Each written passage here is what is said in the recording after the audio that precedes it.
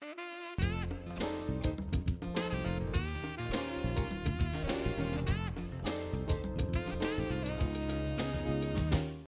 and welcome to another edition of For the Record. I'm Sean Murphy, a returning guest to the show today, and a fantastic one from roughly a year ago. Spike Lobdell, founder, is that founder correct? Yes, of the New England Science and Sailing. What a fantastic organization. So much has changed. We will get into it. But first of all, welcome back to the show. Sean, great to see you. For those who aren't familiar with this fantastic science and sailing program, organization, however you want to describe it, please do so. You know, Sean, we're an adventure education, ocean adventure, to be specific. We get children of all ages out in the water, and by being out in the water, they learn self-confidence, teamwork, and leadership skills. But at the same time, certainly with the school system, we're teaching them science, technology, engineering, and math. It's a full experience that is quite transformational. And an experience that amazingly, a lot of kids who live in shoreline towns, right on the water, maybe have never experienced it unbelievably. It's amazing. We have a large presence, and that's what's changed in London, but we have many children who live 100 yards away from the water, have never been on it. And what's the reason for that? Is it their economic situation? Is it just their lack of interest, or maybe lack of being educated to want to be involved with the water somehow? You know, I think the reason why this foundation started in the very beginning was everybody should have access to water. I mean, I was fortunate growing up sailing. You know, I had access, and I guess from that perspective, privilege. So we started out by one of our key core values is being inclusive of all those people, all those children who want to get out in the water, because it is expensive. You know, sailing is, you know, has been perceived as a kind of a rich kind of sport. And why can't those children benefit from the same opportunities that I had? Right, it's not like just grabbing a basketball and heading to the court, or Correct. the soccer ball or something like that. You know, but there are other sports or activities that kids participate in where there's a little bit of a financial investment. Sure. Right? Just like this, Sure. right? But, you know, you and I, now remember, last year, and it's on the record, I have an offer to take you sailing, so you Boy, and he I- just brought that up off the air, on the air. You really want to get me out there. I'm going to have to say yes sooner or later. We're going to take my director with us too, right? There you go. Right. But, you know, somebody to push in. If we're out in the water, you and I may have different skills, but I could be black, white, infirmed, you know, disability. None of that matters out there. What matters out there is that we figure out collectively how to get back, how to navigate, how to really work and get back safely. And through that, you know, it's somewhat transformational. And also learn a little something while you're out there too. Absolutely. Right. But there's certainly a fun factor involved with this, and I think that maybe the kids discover it once they start learning a little bit and getting involved with it a little bit. You bet. So, Sean, you're an 8th grader at Benny Dover Jackson Middle School, and you're learning geometry. It's a lot more fun when that geometry is the area of a triangle, which is your jib out in the water, and base height divided by 2 makes sense when you go back in the classroom. Now, you don't really tell them that they're actually learning something, because then that messes it up, right? Yeah. You just sneakily get the education in there, right? They do. They know, but also it's real, it's relevant, and you're saying it is fun. Now, Benny Dover Jackson it's a middle school in New London, which is in southeastern Connecticut.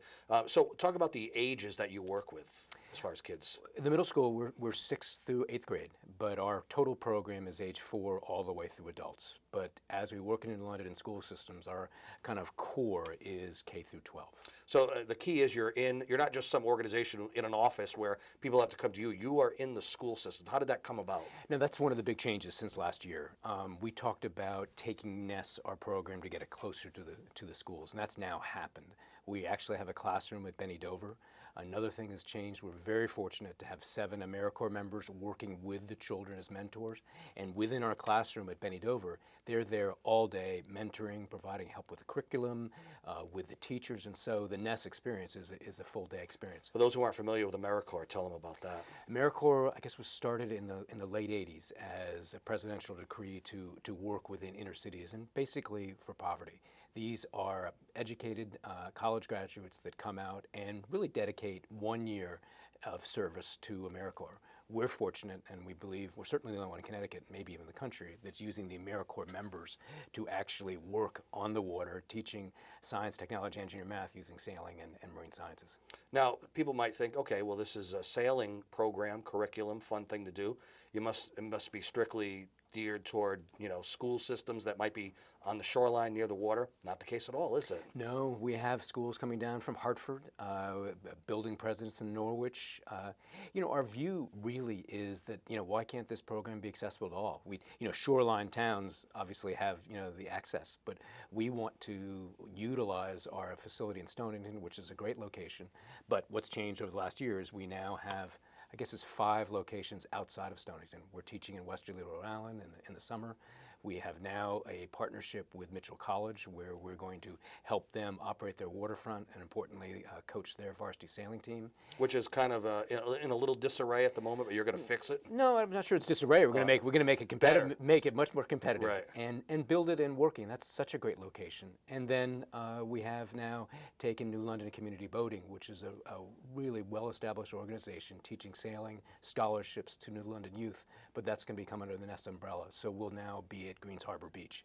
So we'll go kind of up this end of the Thames River. And you've had some involvement, or some of your staff has been involved with Coast Guard's sailing team, right? Yep. Well, our head sailing director, Mark Zabel, came from the Coast Guard as one of their coaches, and we have a great relationship with the Coast Guard, and they've been helping us out in some community involvement days and other things. So when you think sailing, you think summer, and obviously we're in a time now where you can actually be active out on the water, but you might be surprised to know that even during this last ice age of a winter we had, you were nonstop working indoors and teaching, and people were learning. Talk about that a little bit. Well, I know we're talking about sailing, and we've mentioned that a lot, but really a core of the program is marine sciences, and that obviously is year-round. There are many things that you can do during the year, kind of off when you can't necessarily be on the water, building robots, studying the ecology. It's fascinating. And then also another form of our curriculum is adventure sports. Getting children out surfing, fishing, kayaking, stand-up paddleboarding. Once again, getting everybody on the water, having fun and learning. And so if somebody's watching this now and they in some way, shape, or form want to be involved, does the kid have to be in the school system, or can they be involved in some other way? No, they can. Obviously, a lot of relationship with the school, but now next week starts our full summer program. Within the summer, we have 300 different courses that children can sign up for. Once again, trying to get everybody out in the water as safely and having fun and learning as possible. Do you really think that, and I guess it's an obvious answer of yes, but very much lacking as far as kids knowing enough about wanting to be involved in sailing the way they would with other sports? Yeah, I guess the obvious answer is yes, but the water being out on it, learning from the water is something that I think everybody is fascinating with, and we want to have them. In our school, they talk about college and career ready. We have children now that want to be marine scientists. We have children that want to be captains. We have children that, want to go, take sailing to a different level. So that aspirational aspect of our program, and getting certainly inner city children from Norwich or New London, or even the kids that come during the summer at Ness, to have them build life experiences and making friendships, can be transformational. And you talk about where your facilities are, but you're far-reaching too. Maybe you go up to Providence, bringing people in from that area, like you already mentioned, Hartford. They're coming from all over, aren't they? Sure, and that's the quality of the program and the experiences. And also, we're trying to partner with schools. And so, the 8th grade marine science or biology teacher, an aspect of the curriculum, maybe we can help him or her provide a different experience. We teach the next generation science standards, the Common Core, et cetera, and doing it and making our curriculum relevant to the teacher makes it much better for the student. Talk to me more about some of the changes from the last time. Like we talked off the air about Ocean Beach and so much that you have going on there. Well, Ocean Beach, we just opened our satellite facility. That's very there. exciting. Yeah, it's great. And Ocean Beach is a fabulous resource for New London. A wonderful beach, great little cove and estuary with a kayak. So we teach there year-round, and we get out on the water as often as we can. But this summer at Ocean Beach, we're going to allow people who are coming to the beach take maybe a day program, maybe go kayaking with us and explore. And so that's a major change. Now, when you say people, you mean adults too? Adults too. Yeah. Once again, you can do it. So that's 3 times. He's counting my references, but Guess I gotta go. Yeah, but it's making it accessible. So someone coming down to enjoy the beauty of Ocean Beach, to get the family out in a kayak, is something I think is going to be a great experience. It's to get them hooked, isn't it? Because you figure once they get out there, they're going to love it, and they're going to want to be involved and want to learn more and get involved more, right? Exactly.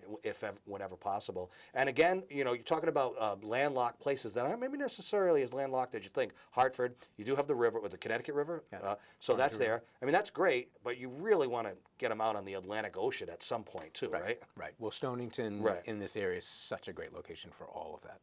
And so what's next? What's coming up next? Like, what's on the horizon? You know, I think if you talk to the board, you know, in terms of what we want to do, we want to make sure that we're executing on the growth that we had.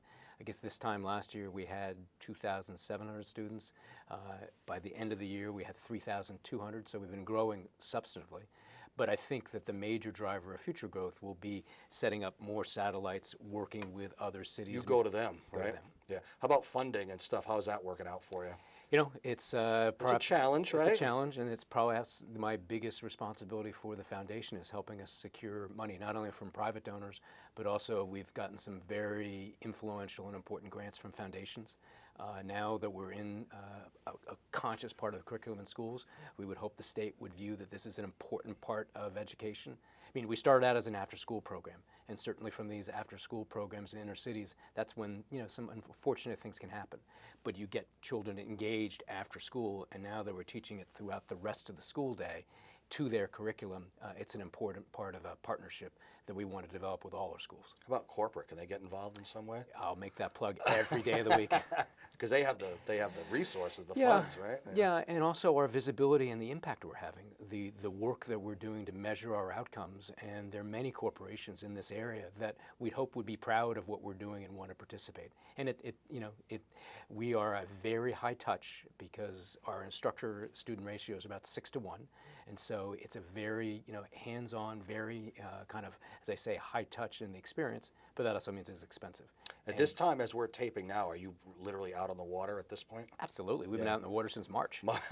Yeah, and there was actually still snow in March too. One of the children came in from sailing and picked up some ice. Oh, and man! The Titanic kind of analysis. But if people are interested in learning more, want to be involved in some way, what can they do? You can go to our website, which is www.nessf.org, or call the office, which is 860-535-9362.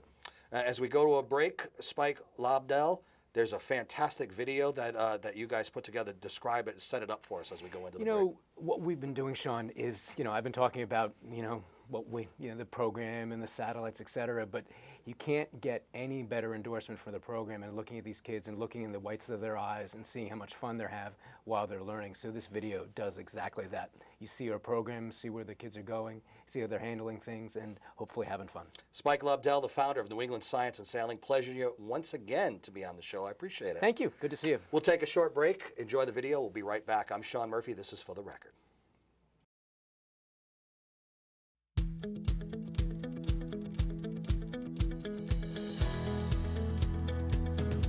I like this because we get to explore and we get hands-on experience.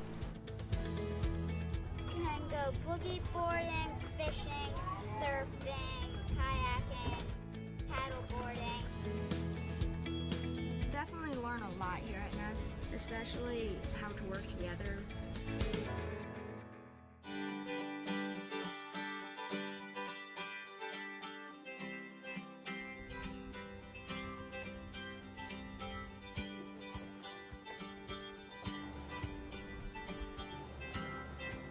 We're providing opportunities to get everyone who wants to be out in the water out in the water. Whether you're in an inner city of New London or someone who aspires to be a big-time sailor. Ness operates out of a wonderful location right in Stonington Harbor. Who could tell me what kind of show this is? Do you guys know? Wait, did you grab that? Yeah. So in the summer we have 4-year-olds that start in the marine science program, and you can watch them go from being petrified of the water to feeling very comfortable getting in the water and trying new activities. Go ahead and take 5. We have wonderful indoor classroom space and wonderful outdoor classroom space. We have a full 300-foot fixed pier where we have floating docks. We have 20 some odd opties, 13 420s, a number of keel boats, over 100 kayaks and stand-up paddleboards. So we have a wonderful opportunity to get multiple students out on the water as safely as possible. This is my first year sailing 420s, and I'm in the racing class. I like to actually learn by doing it. We're getting them out on the water, doing things that they've never done before. But we're also taking the classroom by teaching STEM, science, technology, engineering, and math, and integrating it in a way that you wouldn't see in a classroom on the land. Oh, you got it. I teach them about the oceanographers, so they can also take this stuff and be like, I can actually utilize this. And that gives them also a realistic idea of jobs for them in the future. I live in New London, but I haven't been in these waters before. This is my first time snorkeling out to Triple Black Diamond. And so far, we've been kayaking and snorkeling, and we've learned about crabs and other types of species.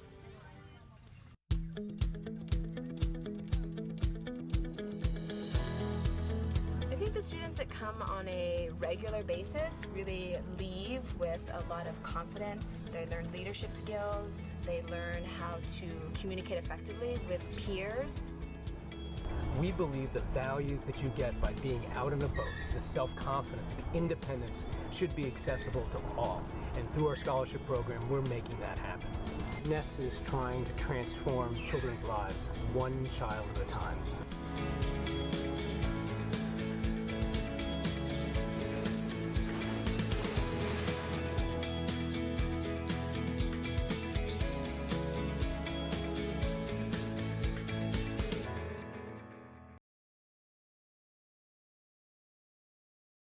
Welcome back to For the Record. I'm Sean Murphy. The fine folks from New England Science and Sailing have joined us today. And in this segment, the program director, Mistral Dotson, has joined us. First time on the show. Welcome to the show. Thank you, Sean.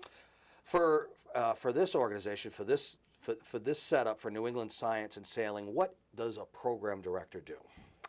We wear lots of hats, actually. Lots of, yeah. You'd be surprised. Yeah. We're doing a lot of networking with teachers. We then go and teach those programs. We design the programs, develop them, write curriculum, make sure they align with the Connecticut state standards as well as the next generation science standards. And we do focus on ocean literacy standards as well. We're setting up aquariums, we're getting in the water, we're doing all kinds of things that need to happen to make Ness function. Do you tweak it as you go? I mean, do you just make, obviously you have to stay within required curriculum, but do you do little things that make sense for a particular program that you're working on? Absolutely. How does it work? Absolutely. And something that we really love doing is we work directly with the teachers in the schools, and that allows us to actually tweak the curriculum to fit their students, their age level, the sort of things that they're hitting on in school at the time as it is. And that allows us to then, because we've tweaked it, and we're not just teaching out of a box and we're sort of teaching something that is really the students have already been learning about, it's then just adding to the curriculum that the teachers are already teaching, and the students can then relate back to what they've already been learning in class. And that's what's so neat, is that they can then bring in a professional and an expert in the area that we're doing, and it allows the teacher to step back and learn something themselves, but also feel that what they've already taught is being supported by what we're bringing in as our curriculum. And, as we mentioned in the first segment, sometimes you almost want to make it not seem like it's a curriculum or a learning experience. If they're having fun, why not let them just have fun, even though they actually are taking in some knowledge, right? Correct. And that's one thing I love about Ness, is we're not someone that comes in and lectures in front of a class of 25 students. We have some programs that allow teachers to do that if they're like trying to hit a big group of students all at once, but most of our programs are really engaging, and oftentimes we'll go into a class and do a squid dissection or build an object and test it and see how it works. And do experiments where the students don't normally get that in the classroom sometimes if the teacher doesn't have those specific materials, but also it makes it really fun and hands-on for the kids, and so they're learning and they're being repetitive and they have take-homes at the end of the day, but they haven't just sat there. Is that homework? No, not take-homes like homework, Okay. but sort of it comes together for them to realize how it connected back into the curriculum that school teacher has already been working with them on. So you've described how you do it and how you set up the curriculum, but I want you to flip it now. I want to hear from almost from a student's point of view. Give me something good. How do they react? How do they respond? A good story, or many, as many as you want to tell me. Well, the stories are all different depending on whether we're in the school or it's our summer camp. The biggest difference is that a student that's been in a NEST summer camp, or even with Benny Dover Jackson Middle, is they've been working with a NEST teacher for a longer period of time. So there becomes a level of comfort, and there also becomes where us as a teacher know the students a lot better and know their limitations and know sort of the boundaries that we can give them. What's neat about a student that's been with NEST for a period of time is you really see their growth. You see the curriculum being built on blocks and being able for them to refer back to certain things and how it connects into something new that you're teaching. And it also brings out all these leadership and teamwork skills that you may not have seen from them in the first few years, but they start to get that and they start working better as a team, taking leadership, helping teach the new students, and working, I guess, towards their future in the interest that they're now showing from having been exposed to the curriculum that we provide. From a student who is maybe just in a classroom for one time when we go into a school group for an after-school program or an in-school trip, I think that they see us as these teachers who come up and we get their attention and then we tell them everything that we're going to be doing, and it's very exciting because we're excited to be there, we're excited to teach our curriculum, and so I know that they're instantly engaged. They're excited because they get to get their hands onto something, whether it's clay or building something or hands wet or dissecting an animal. So you're almost like not a real teacher to them in a way, you know? Sure, I guess they could look at that. It's a new face, which for them can be a good thing in some ways, just a refresher, I guess. You're not a disciplinarian the way some of the teachers in school are, because they have to be too. So tell me about almost like the culture shock, or just when we talked in the first segment about some students that may have not, maybe even living close, but haven't experienced any of this stuff before, and they might be experiencing it for the first time. Right. So actually we just had a wonderful AP biology class come down from Providence, and we took them to one of our local salt marshes and did some ecology studies, and getting them out with the seine net and buckets and boots and dip nets. I mean, it was like they were 2 years old. They were running around like crazy, so excited, screaming, squealing, holding onto crabs, catching fish. Oh, this thing is icky. Yes, exactly. Although we don't use those words, we use Icky, interesting, exciting, exploration. And it was just really neat to see their faces light up. And it was funny because you always see these kids at the start and they're very too cool for school. They don't want to, they're like, whatever, I don't want to do science. The girls not want to touch, or maybe even the boys too, Yeah, don't want to touch this. Usually, funnily enough, the boys are the worst. But and then they sort of realize that this is fun and this is different and this isn't being in the classroom. And then sometimes they almost get too carried away into it that they lose time their to go back. right, exactly, and suddenly the time's gone. So we do a lot of that with the older kids. We also do that a lot with the younger kids, and I think that's the funnest part of our job, is just seeing the faces of these kids getting out and having these new experiences. So that's one, talking about ecology, but then we have the same thing with schools that come down, and it might be the one time that they get to come sailing, but when we put them on the water, they're scared. They don't know how to be in a kayak. For them, It's a right? new experience. The boat is a little bit tippy. Yeah, it's not stable at all. It's not completely stable, and the weight shifts, and it's something they've never experienced before. They should know that they probably have life jackets on, right? Correct. Yeah. Okay. Yes. Yeah. Any water sport that we do, life jackets are required whether they know how to swim or not. It's actually a Connecticut state law. So they are completely safe. Our instructors are lifeguard certified, so it's a very safe environment. And we're really good at convincing the kids that it's okay to try this new experience. And we've actually had 100% success getting kids on the water in this way, which is great. The best part with sailing is they get in, they're scared, they're nervous, they won't do it, they want a buddy, so we give them a buddy, and then, the next time round, 20 minutes later, they're off doing it on their own. And that's what's really cool. Get out of here, yeah, go out and sail around to that buoy and come back. And they do a great job. And they're hooked.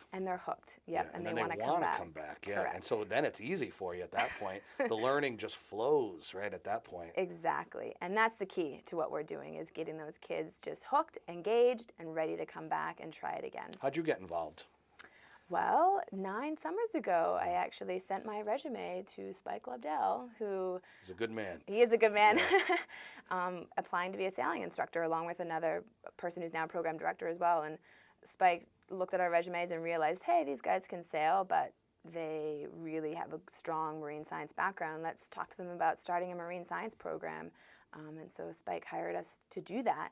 And That's The rest where is history, right? Correct. Do Yeah. you know that Spike wants me to go sailing? I don't know if you've heard that enough times on here. Before we run out of time, you guys have some events coming up that I want to give you the opportunity. All the events are on the website. We'll put a graphic up for that too. But you got a couple. One just passed, but there's a couple that are coming up, right? Correct. We're going to call them friend raisers. Friend raisers. All right. Get people knowing about Ness. So July 10th, we have Dancing on the Docks, which is at our Ness facility.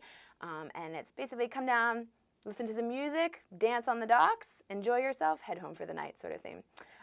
July 23rd is our Jonathan Edwards Music Series night. Always a great place. Some wine, some music with friends, Right. supports Ness. And then, of course, August 16th is the Mystic Oyster Fest, where they can go and get some delicious food. Boy, these really are friend raisers. It's Correct. fun stuff to do, and you learn a little bit about stuff and have a good time doing it, and maybe want to get involved too, if possible, right? Correct, yeah. We always love having volunteers or new people coming into Ness and being engaged and learning about what we're doing.